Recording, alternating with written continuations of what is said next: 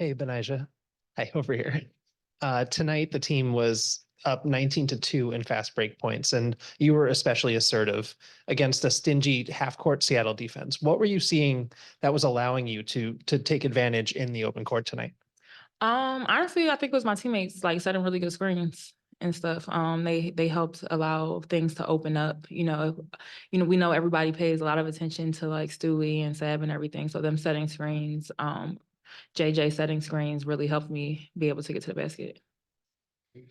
Hi, Sandy. Just about the lineup that kind of closed the door late third, early fourth. On defense, Seattle went those 5 minutes without scoring.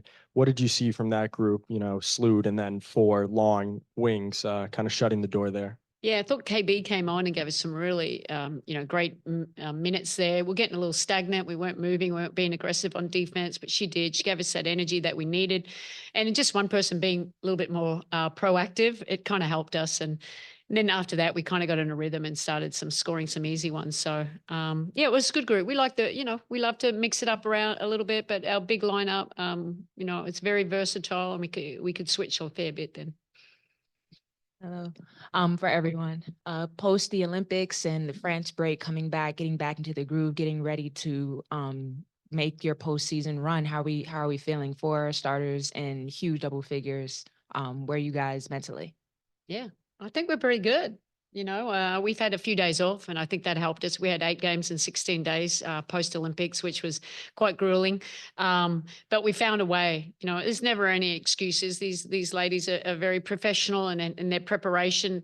But we're excited. Now we've got 6 more games to go. It's about making sure that we're peaking and playing our best ball when it matters. Betnijah, congratulations on the win and just, playing back at home. I noticed that coming in, you wore a shirt with Vice President Kamala Harris's face on it with the word Prez.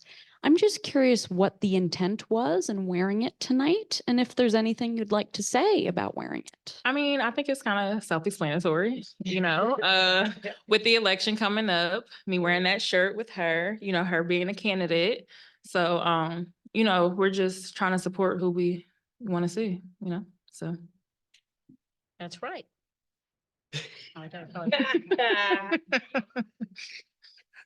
Congratulations on the win, you guys. Betnijah, for you, tomorrow at 2 p.m. in Philadelphia, there's going to be Yolanda Laney Basketball Way. I'm just wondering if you could take me through what it means to see your mom honored in that way, and just sort of how you've processed that with her. Yeah, Philadelphia is a place where we both grew up. And so just everything that she's done for the community as well as for basketball, I'm really excited for her. It's been a long time coming. So I'm happy to be her daughter, in this moment where she's being honored in this way. How many people have streets named after them? So Many. Huh? Not many. Yeah. So, I think it's Sue Bird, Diana, so, I think it's pretty special, and so I'll be there to support her, as she's here supporting me. Congratulations. Hi, this question is for Jonquel. Jonquel, tonight was the second installment of West Indian Night, and you also had the opportunity to be at the parade earlier this week. How has it been for you to just see the Liberty and Caribbean community mesh? Yeah, it's amazing, obviously, but just to go out there to the parade and see all the different Caribbean cultures being represented and everybody was in a festive mood, it really felt good to be out there and be embraced. But yeah, same thing with our fans, they mean a lot, but to be able to be in Brooklyn where there's so much diversity, especially West Indian and Caribbean diversity, it means a lot to represent that as well. So the fact that the Liberty have a night where people can come together, see themselves in me and me and them, it means a lot. Hello, congrats on the win. My question will be for the players, whoever's more comfortable answering it. After tonight's game, the Liberty will definitely host a round 1 series at home, carry home court advantage. The magic number is down to, I believe, 4 to clinch the top seed. So with tonight's game, you had the first LA Waves of September. Flavor Flav shows up. I know you can probably see it. You were probably in the huddle, but at the same time, what did this game mean to kind of how did this game serve as a nice little reminder of how important home court advantage is, especially as you go for the first title in franchise history?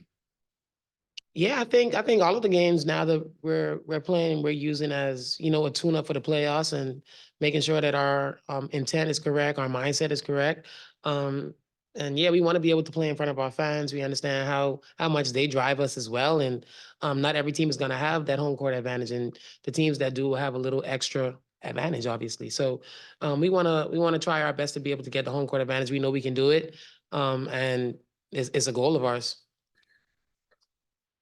Hey, Coach, before the game, we talked about the points in the paint for the opposition. Tonight, holding Seattle to only 30, and you guys had 10 blocks, including Jonquel Jones getting her most blocks in a Liberty uniform with 5. So just talk about just her pressure at the rim and the team's pressure to deny those points in the paint tonight. Yeah, look, for the most part, we've been giving up too many. It was more just being disciplined with how we want to play and protecting the paint. And, I thought we did for the most part quite well. There's still areas we could get better, but I think JJ is just her and just how she impacts behind the ball or in the paint. I mean, the 5 blocks, they're always pretty impressive blocks too. So, that helps us as a team. Seattle are really looking to get into the paint as much as we can. And I think we were way better connected in this game than we were in the last one.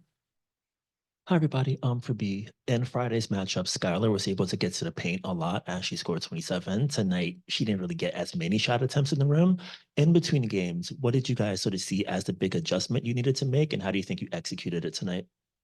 I think we did a pretty good job. I mean, she hit some outside shots tonight. But I think our main focus, like you said, was her not getting to the rim. So we were going under a bit, and I think we did a great job of beating her to the spot. Our post did a great job of helping as she was getting there. So I think we, that part of the game plan, we executed pretty well. Hey, Betnijah back here. Liberty and Storm share some similarities, kind of both two defensive-minded teams, and then like you guys did last year, they went out and got stars in the offseason. Just the 3 games that you've played against them so far, how do you kind of see last year's Liberty and this year's Storm version kind of in the games you've played them so far? Like just a playoff team trying to mesh, new players on the playoff team trying to mesh. I mean, I think we're us and they're them, but in terms of like adding stars, I mean, yeah, I guess you can make that comparison, that they're just trying to find their way. As we know, it can be a little tough as you're trying to mesh and the season is short. You don't have a lot of time to kind of get ready together. So yeah, I think they're in a great position. If they continue to stay together and they continue to build, we can see great things from them. Hi, JJ. Question, when you see, people like Flavor Flav here, Dwayne Wade, and, we've had big names here throughout the entire season. What does that say about your team and the excitement around the Liberty, but also how important is it to bring in people, not necessarily from around the WNBA, to kind of maybe bring in new fans, bring in a little bit more interest from outside? Yeah, I think anytime someone comes to the game, they love the WNBA. They have an appreciation for what we're doing out there on the court and obviously high level basketball. So it's great to see somebody like Flavor Flav out there. And we were supposed to be in the huddle, but I was watching him singing and stuff during that little time. I saw them trying to take the mic from him, but he looked like he didn't want to give it back. So that was kind of funny. But yeah, just his energy obviously is amazing. But yeah, just to see him, guys like D Wade, a legend of the game. And just know that we can draw those type of people in and that the game is just growing exponentially. Thanks, everyone. Thank you.